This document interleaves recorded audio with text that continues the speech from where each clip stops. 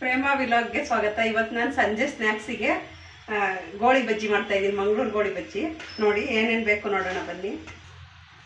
ಮೊದಲಿಗೆ 1 ಕಪ್ ಮೈದಾ, ನೋಡಿ ಸಕ್ಕರೆ ಮತ್ತು ಸೋಂಪು ಓಂಕಾಳು ಹಾಕಿದ್ದೀನಿ, ಅದಕ್ಕೆ 4 ಹಸಿಮೆಣಸಿಕಾಯಿ, ಕೊಬ್ಬರಿ ಚೂರು ಮತ್ತು ಉಪ್ಪು, 1 ಸ್ಪೂನ್ ಸಕ್ಕರೆ, ಮೊಸರಲ್ಲೇ ಓಂಕಾಳಿದೆ ನೋಡಿ, ಮತ್ತು ಇದು ಸೋಡಾ ಕಲಸೋದಕ್ಕೆ ಫುಲ್ 1 ಕಪ್ ಹಾಕಿದ್ದೀನಿ ನಾನು. ಮೊಸರು ಹಾಕೋಣ. ಮೊಸರಲ್ಲೇ ಸೋಂಪು ಅವತ್ತು ಹಾಕಿದ್ನಲ್ಲ ನಾನು, ಅದೇ ಸೋಂಪು ನೋಡಿ. ರುಚಿಗೆ ತಕ್ಕಷ್ಟು ಉಪ್ಪು, 1 ಸ್ಪೂನ್ ಸಕ್ಕರೆ, ಹಸಿರು ಮೆಣಸಿನ್ಕಾಯಿ ಮತ್ತು ಕೊಬ್ಬರಿ ಚೂರು ಅದ್ರ ಮಧ್ಯದಲ್ಲಿ ಸಿಗ್ತಾಯಿದ್ರೆ ಚೆನ್ನಾಗಿರುತ್ತೆ ತಿನ್ನೋಕ್ಕೆ. ಅಡಿಕೆ ಸೋಡಾ ಸ್ವಲ್ಪ ಎಲ್ಲ ಮಿಕ್ಸ್ ಮಾಡ್ಕೊಳ್ಳೋಣ. ಇದಕ್ಕೆ ಹುಳಿ ಮೊಸರು ತಗೊಂಡ್ರೆ ಚೆನ್ನಾಗಿರುತ್ತೆ. ಸ್ವಲ್ಪ ನೆನಿಬೇಕು 1 4 ಅವರು. ಅವಾಗ ಕಲಸಿದ ತಕ್ಷಣ ಮಾಡಬಾರ್ದು, ಸ್ವಲ್ಪ ತೆಳುವು ಇರಬೇಕು ಇದು. ನೋಡಿ ನಾನು ನೀರು ಹಾಕ್ತಾಯಿದ್ದೀನಿ, ತೆಳುವಾಗಿ ಕಲಿಸ್ಕೋಬೇಕು. ಚೆನ್ನಾಗಿರುತ್ತೆ, ಮನೇಲಿ ಮಾಡಿ ತಿನ್ನೋಕ್ಕೆ ಟೇಸ್ಟ್ ಇರುತ್ತೆ. ಇದ್ರ ಜೊತೆ ಕಾಯಿ ಚಟ್ನಿ ಮಾಡಬೇಕು, ಚೆನ್ನಾಗಿರುತ್ತೆ. ಮಂಗಳೂರು ಕಡೆ ಹೋದರೆ ಈ ಥರ ಕೊಟ್ಟಿರ್ತಾರೆ, ನೀವು ಮನೇಲಿ ಮಾಡ್ತಾ ಇರ್ತೀರ, ತುಂಬ ಚೆನ್ನಾಗಿ ಬರುತ್ತೆ. 1 4 ಅವರ್ ನೆನಿಬೇಕು ಇದು ಇಟ್ಟು. ನೋಡಿ ಚೆನ್ನಾಗಿರುತ್ತೆ. ಚೆನ್ನಾಗಿ ಈ ಥರ ಕಲಿಸ್ಬೇಕು.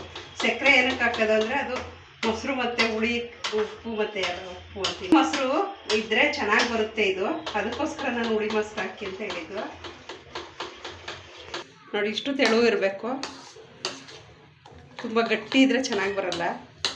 4 ಅವರ್ ಆಯಿತು ನೋಡಿ, ಇಟ್ಟು ನೆಂದಿದೆ ಚೆನ್ನಾಗಿ. ಎಣ್ಣೆ ಬಿಸಿಯಾಗಿ ನೋಡಿ ಈಗ ಹಾಕೋಣ. ಈ ಥರ ದಪ್ಪಗೆ ಹಾಕಬೇಕು. ಇದು ಚಿಕ್ಕ ಬಾಣಲೆ ಅಲ್ವಾ, ಅದಕ್ಕೋಸ್ಕರ ನಾನು ಇಷ್ಟು ಹಾಕ್ತೀನಿ.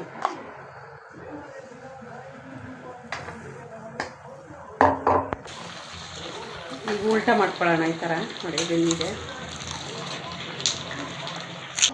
ಬೆಂದಿದೆ ತೆಗಿತಾ ಇದ್ದೀನಿ. ಮತ್ತೊಂದು ಸಲ ಹಾಕ್ತೀನಿ, ಇನ್ನೊಂದು ಸಲ ಹಾಕೋಣ. ಸ್ವಲ್ಪನೇ ಮಾಡಿದ್ದು ನಾನು. ನೋಡಿ ಮಂಗಳೂರು ಗೋಳಿ ಬಜ್ಜಿ ರೆಡಿಯಾಗಿದೆ. ಟೇಸ್ಟ್ ಹೇಗಿದೆ ನೋಡೋಣ ಬನ್ನಿ. ನೋಡಿ ಅದ್ರ ಜೊತೆ ನಾನು ಕಾಯಿ ಚಟ್ನಿ ಮಾಡಿದ್ದೀನಿ.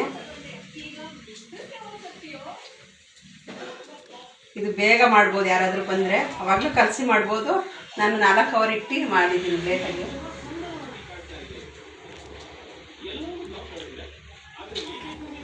ನೋಡಿ ತುಂಬ ಚೆನ್ನಾಗಿ ಬಂದಿದೆ. ಈ ಥರ ಬಿಡಿಸಿದ್ರೆ ಈ ಥರ ಬರುತ್ತೆ ನೋಡಿ.